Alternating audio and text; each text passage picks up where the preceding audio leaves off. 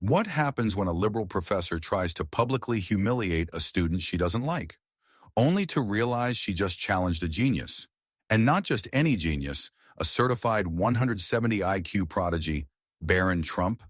Trust me, by the end of the story, your jaw will be on the floor. Let me tell you exactly what happened.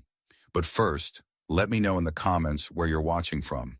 In one of America's most prestigious universities, Dr.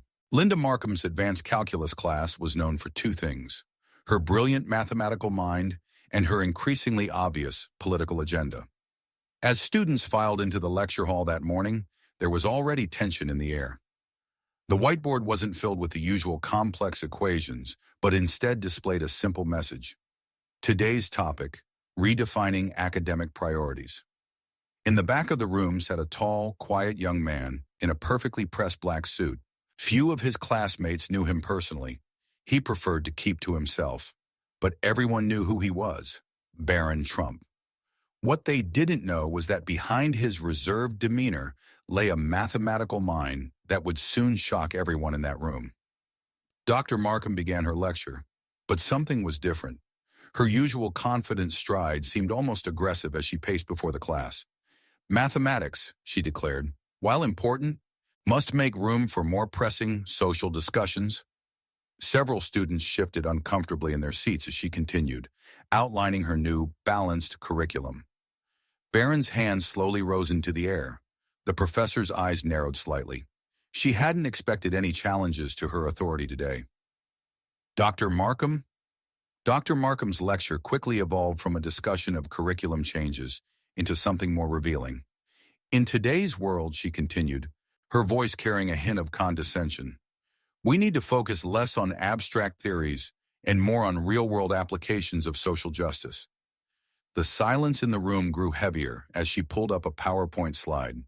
Instead of the promised calculus materials, it showed statistics about gender representation in STEM fields. "Some of you," she said, her gaze drifting meaningfully towards certain students, "might need to accept that your privileged position in this class doesn't necessarily reflect merit."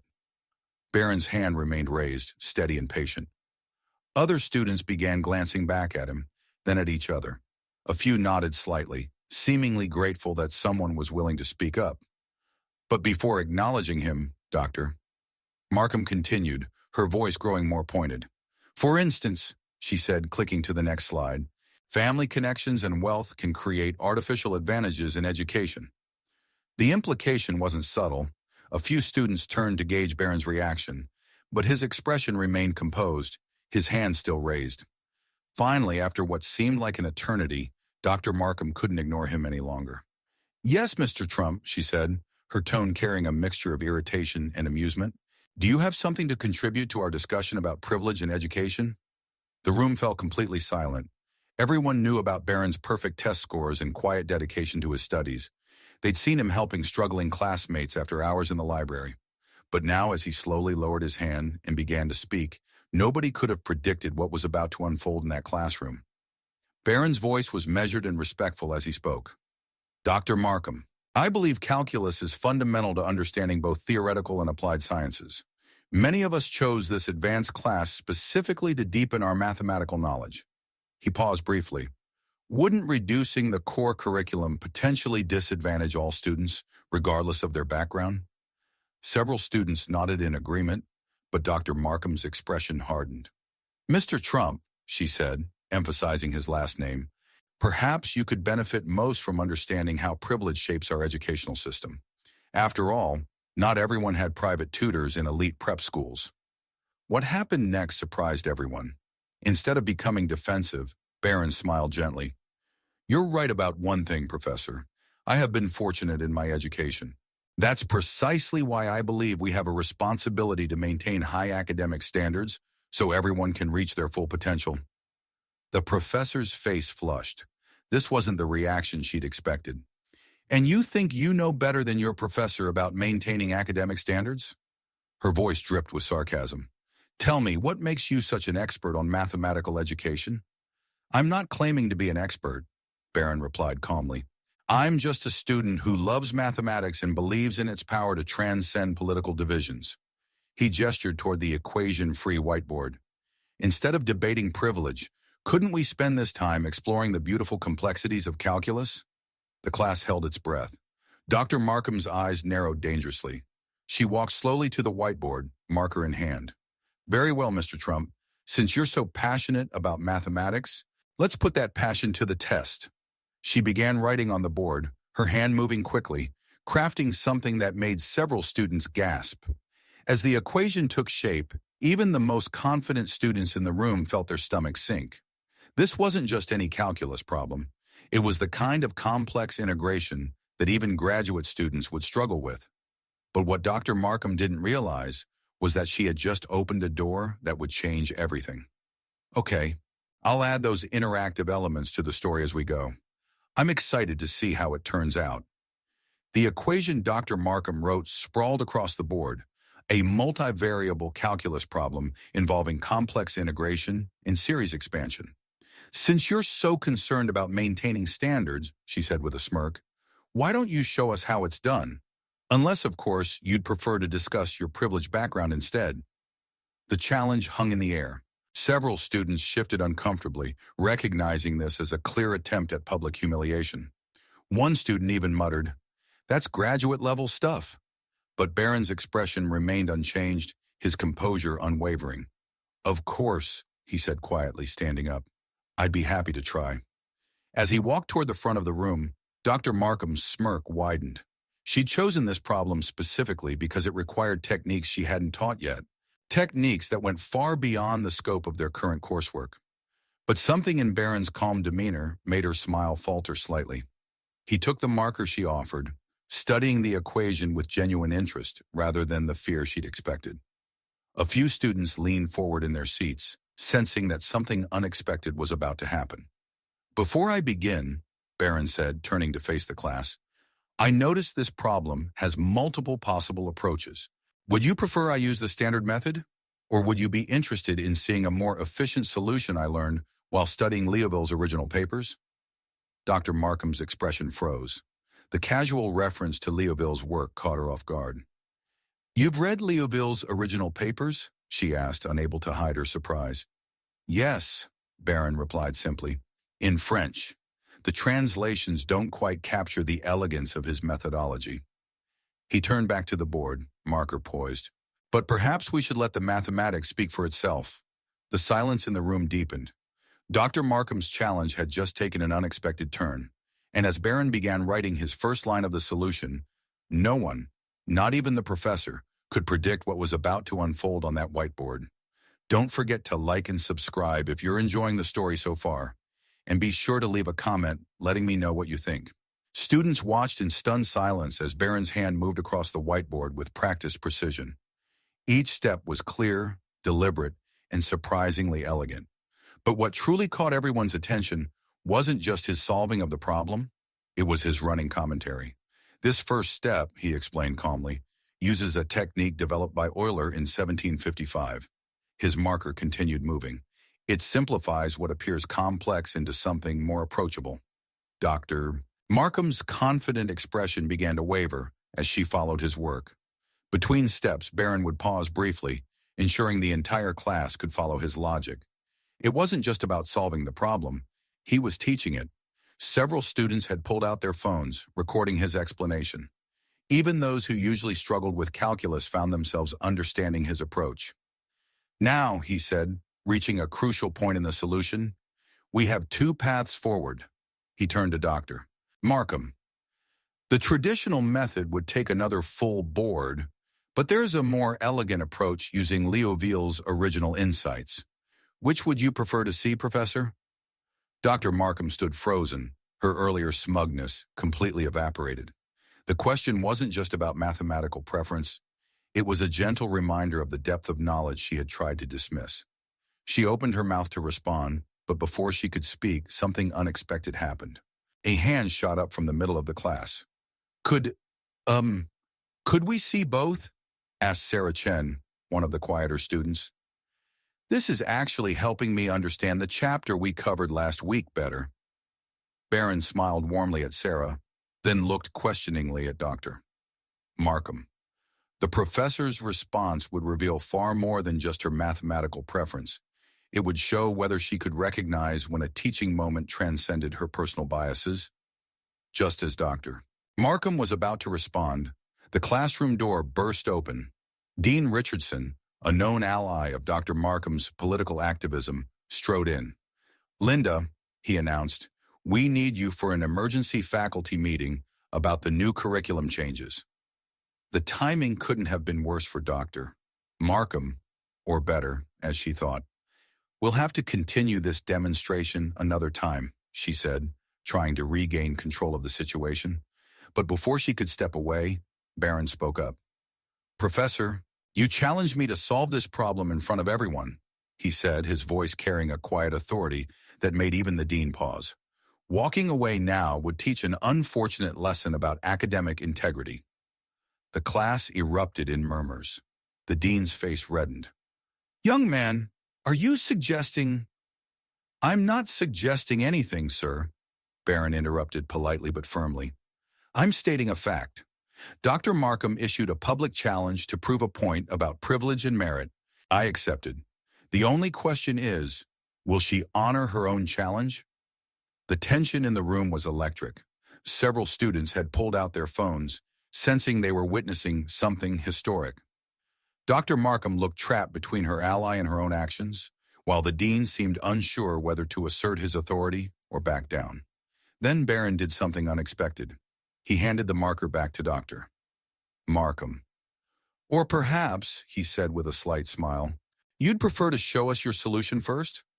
After all, as you mentioned earlier, family connections shouldn't matter. Only knowledge should. And surely, as our professor, you can solve this problem you've presented." The silence that followed was deafening. Dr. Markham stared at the marker in her hand, suddenly realizing she'd walked into a trap of her own making. The dean's presence no longer felt like a rescue. It was another witness to what was about to unfold. Like this video if you think Dr. Markham should solve the problem herself. Leave a comment if you think she should let Barron continue. The atmosphere in the classroom was charged with tension as Dr. Markham gripped the marker, her knuckles turning white.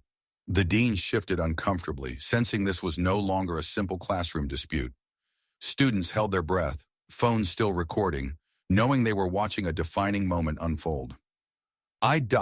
Dr. Markham started, then stopped. Her hand trembled slightly as she looked at the complex equation she'd written. The same equation she'd chosen specifically to humiliate a student was now a sword hanging over her own head. "Perhaps," Barron offered graciously, "we could solve it together? Sometimes collaboration leads to better understanding." His tone held no mockery, no triumph, only a genuine offer to transform this moment of conflict into something constructive. But Dr. Markham's pride wouldn't let her accept the olive branch. "This is ridiculous," she snapped, throwing the marker down. "This entire display is nothing but a privileged student trying to undermine my authority." The dean, sensing disaster, tried to intervene. "Let's all take a step back." "No," Barron said firmly, picking up the marker. "Let's take a step forward." He turned to the board and, in a display of mathematical virtuosity that left the room speechless, completed both solutions, the traditional method and Leoville's approach, in under 5 minutes. As he wrote the final line, the class erupted in spontaneous applause. Even the dean couldn't hide his amazement. But what happened next would reshape the entire dynamic of not just this class, but the entire department. The silence was deafening. Dr. Markham stared at the marker in her hand, suddenly realizing she'd walked into a trap of her own making. The dean's presence no longer felt like a rescue. It was another witness to what was about to unfold. Like this video if you think Dr. Markham should solve the problem herself. Leave a comment if you think she should let Barron continue. The atmosphere in the classroom was charged with tension as Dr. Markham gripped the marker, her knuckles turning white. The dean shifted uncomfortably, sensing this was no longer a simple classroom dispute. Students held their breath, phones still recording, knowing they were watching a defining moment unfold. Dr. Markham started, then stopped. Her hand trembled slightly as she looked at the complex equation she'd written. The same equation she'd chosen specifically to humiliate a student was now a sword hanging over her own head. "Perhaps," Barron offered graciously, "we could solve it together." Sometimes collaboration leads to better understanding. His tone held no mockery, no triumph. Only a genuine offer to transform this moment of conflict into something constructive. But Dr. Markham's pride wouldn't let her accept the olive branch. "This is ridiculous," she snapped, throwing the marker down. "This entire display is nothing but a privileged student trying to undermine my authority." The dean, sensing disaster, tried to intervene. "Let's all take a step back." "No," Barron said firmly, picking up the marker. "Let's take a step forward." He turned to the board and, in a display of mathematical virtuosity that left the room speechless, completed both solutions, the traditional method and Liouville's approach, in under 5 minutes. As he wrote the final line, the class erupted in spontaneous applause. Even the dean couldn't hide his amazement. But what happened next would reshape the entire dynamic of not just this class, but the entire department. Barron turned away from the board, facing both Dr. Markham and the dean. "The beauty of mathematics," he said, "is that it doesn't care about our politics, our backgrounds, or our biases. It only cares about truth." He gestured to his solutions. "These equations tell us something important, not just about calculus, but about learning itself. When we let our preconceptions cloud our judgment, we miss opportunities to grow." The dean cleared his throat. "Mr. Trump, while your mathematical abilities are impressive, you must understand that."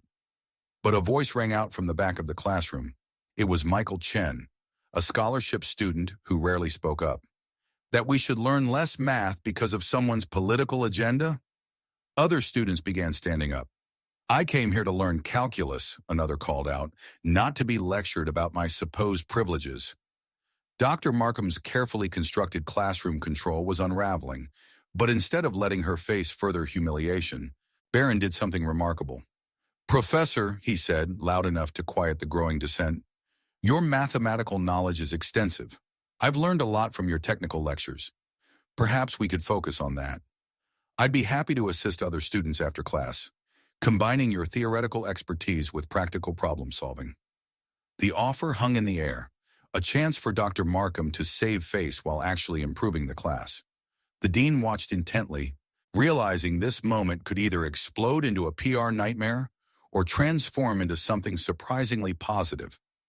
Dr. Markham looked at Barron, then at her students, really looked at them.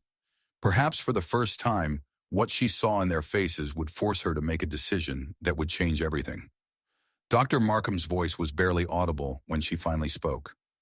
I've made a terrible mistake," she started, then straightened her shoulders.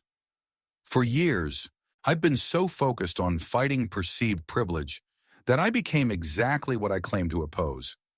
Someone who judges based on preconceptions rather than merit." She looked at Barron. "You didn't just solve that equation. You taught me something about true leadership." The dean stepped forward, sensing an opportunity. "Perhaps this could be a model for other departments?" But before he could spin this into an administrative win, chaos erupted outside the classroom. A crowd had gathered in the hallway. Students from other classes who'd seen the viral videos being posted in real time. Some were holding signs hastily made with notebook paper. "Teach math, not politics," and "merit over bias." The situation was about to spiral out of control. But once again, Barron stepped up, walking to the door. He addressed the growing crowd. "If you're here because you want to learn," he said, his voice carrying a natural authority, "then come in. There's plenty of room." Students flooded in, filling every available space. Dr. Markham watched in amazement as Barron turned back to the board, marker in hand. "Now," he said, "who wants to learn about practical applications of calculus in real-world problem solving?" What happened in that classroom over the next hour would become university legend. But the real story wasn't about equations or politics. It was about something far more powerful that was about to unfold. The story of what happened in Dr. Markham's calculus class spread like wildfire across campus, but not in the way anyone expected. Instead of becoming a tale of conflict and humiliation, it transformed into something far more powerful. In the weeks that followed, attendance in the advanced calculus class tripled. Students weren't just coming to learn math, they were coming to witness a remarkable partnership. Dr. Markham, humbled by her experience, returned to her true passion for mathematics. And Barron, true to his word, began hosting study sessions that bridged the gap between theoretical knowledge and practical application. But the most surprising change wasn't in the curriculum. It was in the culture. The class became known as a place where questions were welcomed, where merit truly mattered, and where learning transcended political divisions. Students who had once felt intimidated by both the subject and the atmosphere now found themselves excelling. One day, as Barron was helping a struggling student master a difficult concept, Dr. Markham approached him. "You know," she said, "you could have destroyed my career that day. Instead, you helped save it." She paused, then added, "Your father would be proud." Barron's response reflected the wisdom beyond his years. "The goal was never to tear anyone down, Professor. It was to lift everyone up." Today, that calculus class serves as a reminder that true education isn't about power struggles or political agendas. It's about the pursuit of knowledge, the courage to stand up for what's right, and the wisdom to do so with grace. And Barron Trump, he still sits in the back of the class, still helps struggling students, and still believes that the greatest privilege of all is the opportunity to learn and to help others do the same. If you enjoyed this story, don't forget to like and subscribe. Tell us in the comments what you thought about this episode. See you in the next video.